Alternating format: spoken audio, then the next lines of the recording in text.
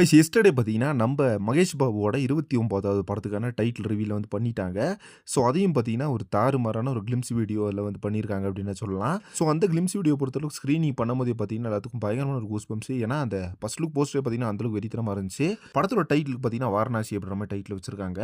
So, நம்ப ராஜமௌலியோட மிகப்பெரிய வெற்றியான triple R படத்துக்கு அப்புறமா அடுத்த படமா உருவாக இருக்குது. நம்ப எஸ்எஸ்எம்பி 29 இப்ப இந்த படத்துக்கு வாரணாசி அப்படின்ற மாரி டைட்டில் வச்சிருக்காங்க. ஸோ, அந்த ஒரு போஸ்டர பார்க்கும்போது பார்த்தீங்கன்னா, அந்த படத்துல பிரம்மாண்டம் வந்து எந்த அளவுக்கு இருக்கும் அப்படின்றது நல்லாவே தெரிஞ்சுச்சு கைஸ். ஸோ, அதே மாதிரி பார்த்தீங்கன்னா, இந்த படம் வந்து பாகுபலி 2வோட அந்த ரெக்கார்ட வந்து கண்டிப்பா பீட் பண்ணும் அப்படின்ற மாதிரி எதிர்பார்க்கலாம். ஸோ, அது மட்டும் இல்லாம இந்தியன் சினிமாலேயே most of the top box office கலெக்ஷன்ல இருக்க டங்கிள் படத்தோட ரெக்கார்ட வந்து பிரேக் பண்ணுமா அப்படின்ற மாதிரி தான் ஒவ்வொரு படம் ரிலீஸ் ஆகும்போது எதிர்பார்க்குறாங்க.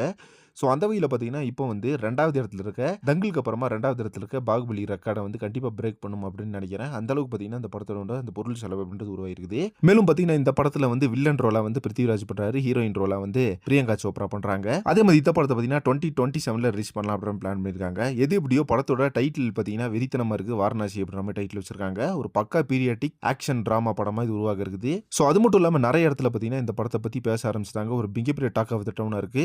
ஸோ, படத்தோட டைட்டிலுக்கே இந்த அளவுக்கு பிரம்மாண்டமாக ரிலீஸ் பண்றாங்க அப்படின்னா படம் எந்த அளவுக்கு இருக்கும் அப்படின்ற மாதிரி மவுத் ஆஃப் த டாக் பார்த்தீங்கன்னா வேற லெவல் இருக்கு அப்படின்னு சொல்லலாம். ஓகே ஃப்ரெண்ட்ஸ், இப்போ பார்த்தீங்கன்னா மகேஷ் பாபுவோட 29வது படம் வாரணாசி அப்படின்ற மாதிரி டைட்டில் வச்சு வைக்கப்பட்டிருக்கு. இந்த படத்துக்கு நீங்க எந்த அளவுக்கு எதிர்பார்த்தீங்க கமெண்ட் பாக்ஸ்ல மென்ஷன் பண்ணுங்க. அதே மாதிரி சினிமா பத்தின இன்ட்ரெஸ்டிங்கான தகவலுக்கு சேனலை மறக்காம சப்ஸ்கிரைப் பண்ணிருங்க.